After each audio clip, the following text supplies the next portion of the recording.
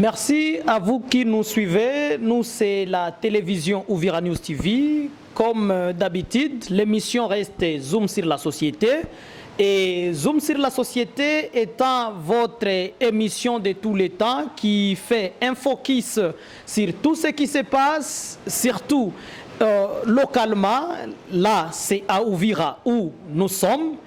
Aujourd'hui, comme tout autre programme, nous sommes avec un invité qui, d'ailleurs, c'est pas sa toute première fois d'être passé par nos plateaux. Il va devoir se présenter seul et nous allons devoir discuter avec lui en ce qui concerne une thématique tellement colossale, cadrant avec la situation de la ville morte que Uvira a observé aujourd'hui, jeudi 21 septembre 2023, laquelle de la ville morte a été initiée par une structure en caractère culturel, comme disent les uns, et qui n'est autre que la solidarité des jeunes Foulirou, la SOGEF mondiale en sigle. Voilà, au maître, bonjour. Bonjour, monsieur le journaliste. Vous êtes une fois de plus, c'est la bienvenue sur nos plateaux. Merci, je vous en remercie et je vous en suis tellement gré au regard de la thématique que nous allons devoir aborder instamment. Merci. Je profite déjà d'une occasion de vous dire que nous avions voulu être avec les représentants de la SOGEF, donc l'organisation initiatrice de la dite ville morte, mais et qui nous disaient qu'ils viendront malheureusement jusqu'à maintenant. C'est avec désolation que nous vous annonçons qu'ils ont désisté à la dernière seconde, chose qui ne nous a pas surtout honoré. Mais on se pose la question, est-ce que c'est par rapport à cette réticence serait liée du fait que peut-être ils n'ont pas d'arguments, ils n'ont pas quoi dire à l'opinion après avoir pénalisé toutes les activités parce qu'il n'y a pas eu circulation durant tout l'avant-midi, aucune boutique, magasin, marché, voire même les écoles qui ont ouvert les activités. Alors, on a voulu les écouter. En fait, qu'ils nous disent davantage qu'est-ce qui aurait orchestré à ce qu'ils convoquent cette ville morte, mais ça n'a pas tenu. Mais qu'à cela ne tienne, nous sommes avec un invité qui a aussi quelque chose à partager en ce qui concerne cet événement. Maître, d'entrée de jeu, comment vous analysez cette réticence ou ces refus de participation dans cette émission par l'organisation en question? Je pense que c'est vous qui les avez invités et vous avez été en contact avec eux. Et les droits d'obtention est garanti. Refuser de venir à un rendez-vous est de loin un mal et moins encore une infraction pourvu que, pour des raisons déontologiques, il y a eu une motivation derrière tout ça. Je n'en vois pas en quoi attribuer une responsabilité contre SOGEF de méfiance, mais je pense que peut-être SOGEF, qui a des hommes aussi intelligents, comme ils le disent toujours, vous devez avoir justifié la raison de leur absence maintenant. Merci beaucoup, merci. Du coup, on entre dans les vifs du sujet. Organisation de la ville morte, laquelle était d'abord refusée par l'autorité urbaine qui a appelé ses administrés à vaquer librement à ses occupations, mais on n'a pas vu une activité s'organiser où on n'a pas vu vraiment le mouvement comme nous l'avions toujours connu. Là, je parle de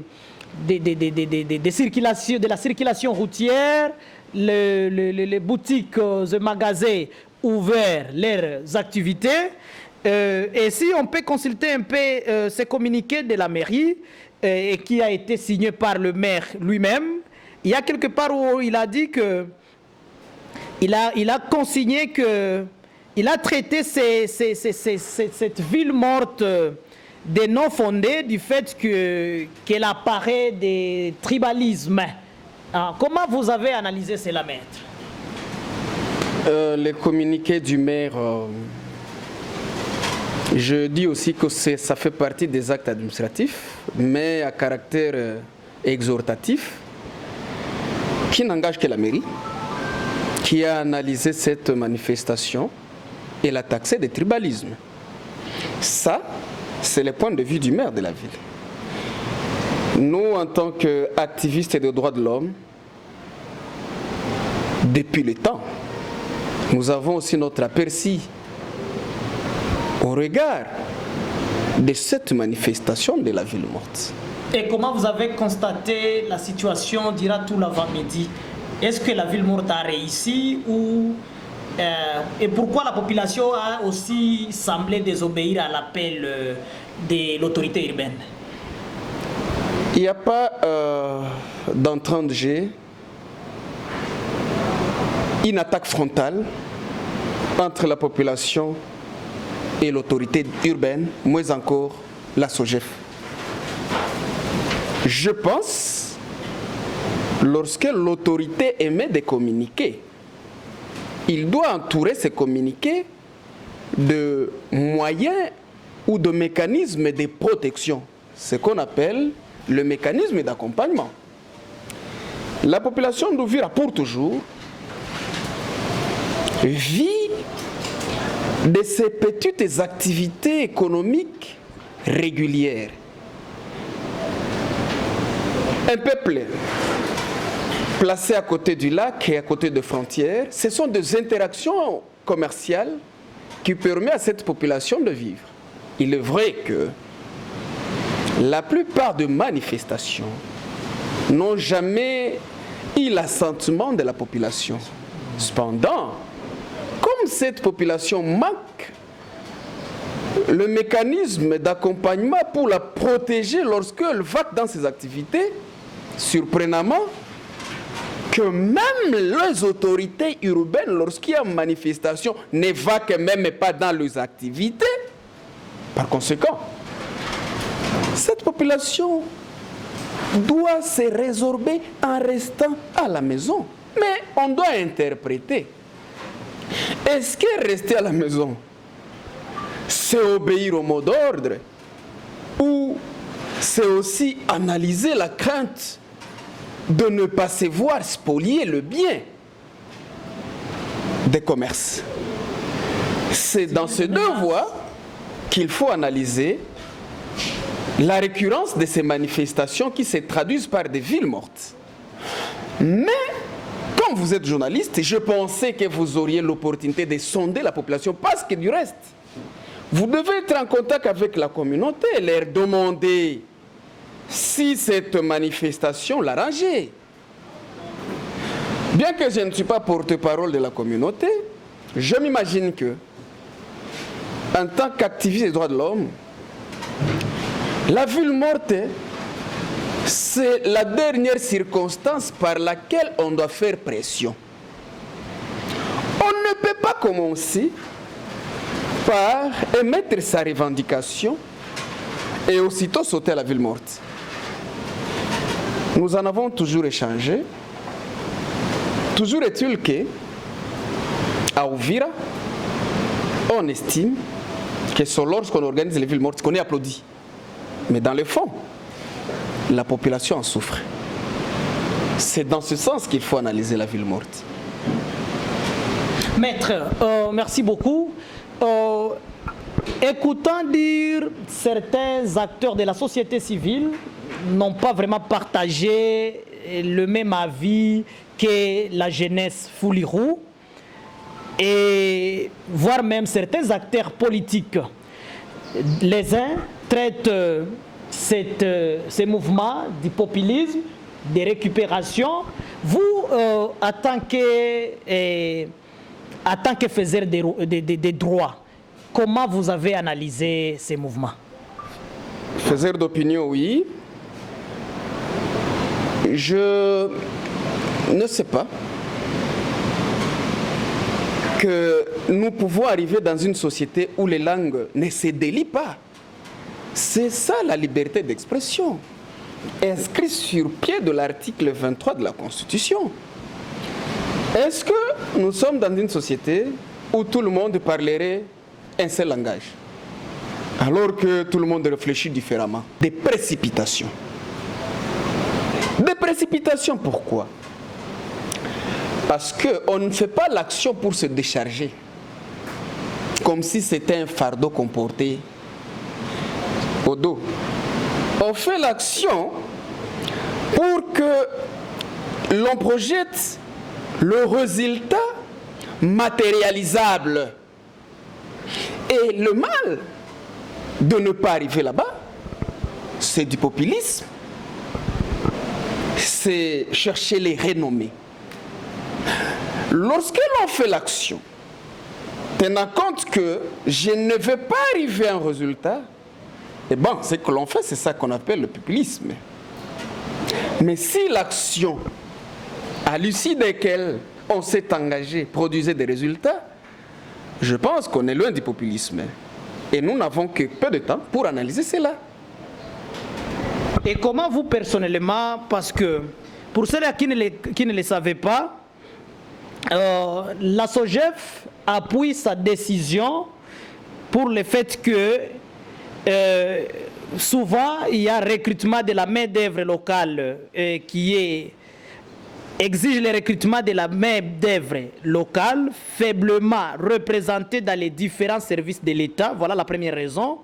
La seconde est que cette ville morte qui a été d'abord annulée par l'autorité urbaine, dénonce l'acharnement contre les enfants d'Ouvira qui sont arbitrairement révoqués, suspendus ou déstabilisés dans l'exercice de leurs fonctions dans l'administration publique. Voilà les quelques motifs. Alors vous, personnellement, est-ce que la SOGEF n'a pas violé la procédure et initiant directement un tel mouvement qui ne favorise pas et qui asphyxie les paniers de la ménagère? Bon, vous disiez que la SOGEF a émis une action motivée sur deux pieds. Le premier, c'est le fait que l'estime QIAI rejet des considérations de la main-d'œuvre locale et qui aurait acharnement basé sur des suspensions des agents ressortissants fils d'Ouvira et encore à Ouvira. Et encore à Ouvira. Dans des entreprises publiques. Bon, c'est là qu'il y a un débat. Il faut comprendre et savoir que lorsque l'on parle du recrutement de main-d'œuvre, en principe, il n'y a qu'une voie qui permet à ce que l'on soit recruté dans le service public de l'État. Sur le plan des droits, c'est l'École nationale d'administration qu'on appelle ENA. Nous connaissons comment est-ce que ça s'est fait. Nous sommes allés là-bas. Moi, personnellement, je me rappelle, nous étions à l'ISP, 2000 candidats à ENA. Nous étions restés 40. Et quand nous sommes allés passer l'interview, on avait besoin de 2 personnes à l'époque. Ils ont été retenus. C'est l'unique voie d'abord officielle de passer par l'École nationale d'administration. Une autre voie officieuse, je m'imagine, c'est là qu'il y a des trafics d'influence. Ce sont des engagements politiques. Il faut comprendre ceci, mon frère ami. Qu'en vertu de l'article 36 de la Constitution, l'État congolais, d'abord, les droits, donc le travail est un droit et un devoir pour tout citoyen congolais. Ça fait mal quand tous nous nous regardons comme ça et nous n'avons pas de travail. C'est là que l'État doit promouvoir la création du travail pour lutter contre la jeunesse et contre la pauvreté et le chômage. Or, nous sommes dans un État qui n'est pas entrepreneur, c'est un État consommateur de la population. Un État qui consomme le paix en possession de main de la population. C'est à partir de là que vous voyez que lorsque l'État ne promet pas le travail pour lutter contre le chômage et la pauvreté des jeunes, qu'il est possible de passer par ces méandres ici. Voilà pourquoi les mêmes États, à travers ces animateurs, passent par les engagements officieux dans le cadre des trafics d'influence politique. C'est dire que c'est là qui n'ont pas de politiciens, c'est dire que c'est là qui n'ont pas d'ombre, c'est dire que c'est là qui n'ont pas de frères, sont appelés à vivre dans ce chômage. Ça, c'est un côté. Mais, comment se fait-il que, comme il y a eu chômage de la jeunesse, et c'est là sur l'étendue de la République d'ailleurs, qu'exclusivement le SOGEF parle de natifs d'Ouvira. C'est là qu'il y a débat. Qui est natif d'Ouvira et qui ne l'est pas? Encore faut-il savoir que dans les services publics de l'État, il y a la notion de mutation. C'est-à-dire, nous voyons déjà venir ici par voie de mutation. Et non parce qu'ils le veulent, mais parce que l'État le veut, parce que c'est son service pour lequel il cherche la performance à travers ses agents. J'ai vu le statistique de ce qu'on appelle main-d'œuvre locale, de ce qu'on appelle agents, entre guillemets, exclus de la nativité d'Ouvira. Je vis, mais je me suis posé la question de savoir, au fond là-bas, est-ce que SOGEF a dit que tel est natif et tel ne l'est pas d'Ouvira? Qui est résident d'Ouvira et qui ne l'est pas? Alors que nous partageons presque la même réalité. C'est vrai, SOGEF a raison dans sa revendication noble, parce qu'autant de jeunes sont chômeurs. Nous sommes dans un régime irresponsable qui n'a pas pu avoir le temps de lutter contre le chômage, contre la pauvreté des jeunes, en créant des emplois. Ce qui veut dire que la SOGEF n'a pas tort d'avoir organisé ou d'avoir initié cette ville morte. Vous partagez le même avis avec... On ne devait pas arriver à la ville morte parce que ce n'est pas l'unique action citoyenne. Tellement qu'on était au début, il faudrait que cette ville morte soit inclusive. Donc, que l'action citoyenne soit d'abord inclusive. Avec c'est là que la SOGEF estime son natif d'Ouvira. C'est-à-dire, on les appellerait. Mais le fait de ne pas les appeler et d'aller seulement dans une structure, Foulirou, et ce sont seulement, en grande majorité, ce sont les jeunes Foulirou qui ont été visiblement dans les rues d'Ouvira en train d'inspecter si réellement la ville morte a été respectée. Presque la jeunesse d'autres communautés n'ont pas partagé les mêmes avis que la SOGEF. C'est ce que j'ai dit. Le fait de mettre une action au nom de la jeunesse Foulirou, et qu'au cours de la manifestation, vous dites, résident d'Ouvira, celui qui a fait 13 ans, Cosno, et celui qui a fait Ouvira 30 ans, mais dans le manifestant avec la SOGEF, on ne voit pas d'autres gens. C'est ce que j'estime, moi, nebulé. J'estime nebulé. Est-ce que la SOGEF n'a pas eu le temps d'appeler les autres qu'elle estime sont d'Ouvira? Ce sont des questions. Mais quand on voit les mêmes personnes, les mêmes acteurs, pour la surveillance de l'action, ça signifie que ce sont les mêmes personnes de la SOGEF qui s'estiment alors natifs d'Ouvira, et ce sont les mêmes personnes qui estiment qu'il faudrait mener cette lutte et que le résultat, nous le partagerons en tant que SOGEF. Mais moi, je pense... J'ai toujours souligné que la cause n'était pas innocente. Elle valait son prix. et que la procédure était vicieuse, et que la SOGEF ne pouvait pas identifier cette action en tant que SOGEF. Il serait mieux que l'action soit identifiée en tant que jeunesse. Parce que, conformément au statut de la SOGEF, je n'apprends pas sérieusement que cette liberté de manifester à travers cette ville morte pourrait être octroyée. Ceci signifie, en lisant leurs lettres, et quand vous voyez les accusés de réception, il y a la reconnaissance même de l'activité. Parce que nous connaissons que nous sommes régis par le principe d'information. Il y a la reconnaissance même de l'activité. C'est là que je me dis, est-ce que derrière l'activité, il n'y a pas eu accompagnement des autorités urbaines? Et s'il y a eu accompagnement des autorités urbaines, à quoi servirait encore un communiqué d'interdire cette action à la SOGEF? Mais, attention, comme je disais que cette manifestation à l'interne va provoquer la nervosité inquiétante sur la stabilité des agents publics de l'État, s'estimant exclus de la citoyenneté d'Ouvira. Et bien entendu, ça va affaiblir l'administration publique de l'État. Ça va résilier la confiance pour la perception même fiscale.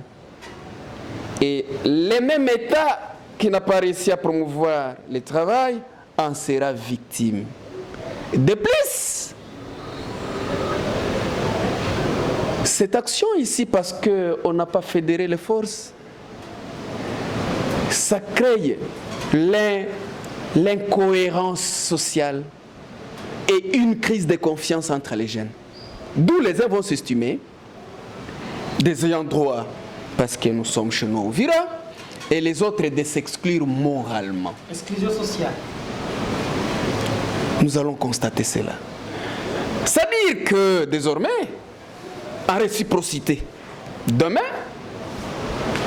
la jeunesse Ouvira pourrait aussi se dire ne pas être majoritairement représentée et faire ça. Et personne ne peut l'interdire.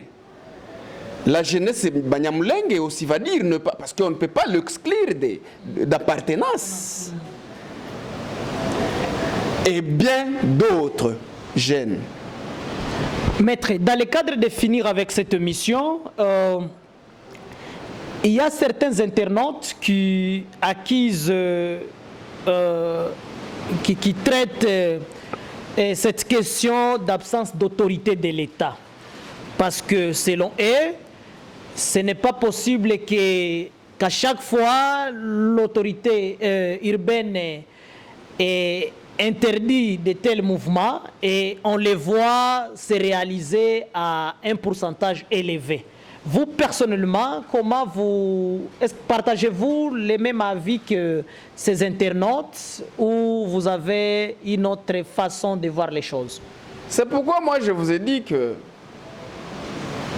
l'absence notoire de l'autorité de l'État Ouvira, c'est une suite des complicités de cette absence notoire de l'autorité à Kinshasa. Ce qui veut dire? Ce qui veut dire que l'administration est régie par le principe d'unité. Et la manière dont Kinshasa fonctionne resterait la manière dont Ouvira fonctionnerait. Et tout ce qui se passe à Ouvira, donc, ça se passe aussi à Kinshasa. Et ici, je suis en train de dire en vous disant que plusieurs arrêtés sortent, il faut aussi analyser ceux qui sont nommés là-bas. Et quand vous allez aussi à Bukavu, il faut étudier aussi la situation. Mais Ouvira devait apporter quand même un changement. Le changement de la République ou de la province, comme c'était une porte du changement de la République sur le plan politique. Et c'était à ce niveau que nous devions fédérer pour voir comment influencer ces changements. Mais lorsque ça ne va pas, est-ce que nous pouvons nous inscrire aussi comme les autres? C'est là que je me dis sur le plan politique, je me dis la SOGEF n'a pas tort. Mais sur le plan des droits, elle a tort. Puisque la politique elle-même, avec son régime, a souffert de créer l'emploi au profit de la jeunesse, c'est inévitable que cela arrive. Et c'est ce que nous vivons maintenant. C'est ce que nous vivons maintenant. Et nous allons vivre de plus en plus. Mais je vais regretter seulement un point, pourquoi la SOGEF n'a pas eu à faire la statistique aussi de celle que l'estime la main-d'œuvre locale au sein de l'armée et de la police. Merci beaucoup. À vous qui nous suivez, l'émission reste Zoom sur la société et comme vous êtes en train de le constater, Maître François Igiluma est en train de nous apporter son opinion par rapport à la tenue de la ville morte qui s'est observée durant tout l'avant-midi à Uvira. Voilà, on est en train de mettre fin à cette émission, mettre dans les cadres et d'aller vers la fin de la dite émission. Et à qui profite cette ville morte? Question beaucoup plus pénible. La ville morte profite à ses organisateurs. Surtout à celle que nous avions vécue aujourd'hui. Elle profite d'abord à ses organisateurs. Ils sont connus aujourd'hui. Ils ont déjà une force d'influencer les villes mortes devant l'autorité. Et en deuxième lieu, la ville morte aussi, parce qu'elle n'a pas été refusée par le mécanisme comment on dit, de la puissance publique de l'État, profite aussi aux autorités de l'État, qui nous ont laissés sans travail. Et qui, selon vous, pourrait être derrière cette ville morte? Je dis le fait que nous n'avons pas d'emploi. Qui est derrière la ville morte? C'est celui qui nous a laissés chômeurs. Maître, peut-être pour terminer, entre l'autorité urbaine et les initiateurs, qui du mieux? Entre l'autorité urbaine et les initiateurs, qui du mieux? Les deux disent mieux. Pouvez-vous nous expliquer? Celui qui a raison d'interdire la ville morte a raison. Celui qui a forcé la tenue de la ville morte a aussi raison. Et qui a réussi? Tous ont réussi. Voilà, merci beaucoup, Maître. Peut-être votre dernier message? Mon dernier message est qu'il y a incidence au sein de la jeunesse, de l'incohérence sociale actuellement. L'exclusion actuellement. La méfiance s'observe. J'appelle à ceux-là qui ont le courage comme le mien de chercher dans quel cadre, en dépit de cette incidence, sauver ce qui a sauvé. Sauver cette communication positive, sauver cette harmonie, sauver cette concorde entre les jeunes. À défaut de quoi? Nous tombons vers le pire là-bas. Là-bas, je vois comment est-ce que nous tombons vers le pire. Voilà, là-bas je vois comment est-ce que nous tombons vers le pire. C'est ainsi que s'achève votre émission, leur émission, notre émission, ton émission Zoom sur la société, qui a fait un focus sur la situation malheureuse de la ville morte vécue ce jeudi 21 septembre 2023 dans la ville d'Uvira. Nous n'avons pas été seuls sur ce plateau. Nous avions prévu être en trois, donc le présentateur que je suis, avec deux co-débatteurs, dont l'un des initiateurs et l'autre maître que voici, mais ça n'a pas tenu. Nous avions usé de tous les efforts, mais qui sont tombés vains. Voilà, ici s'achève cette émission. Maître, merci de votre participation. C'est moi qui vous en remercie et je demande à la population d'Uvira de promouvoir la cohésion sociale, la communication positive, la concorde entre nous. Il est possible que nous influencions les changements de cette nation. Merci aussi à vous de votre attention apportée vers nous. D'ici là, portez-vous bien. Merci.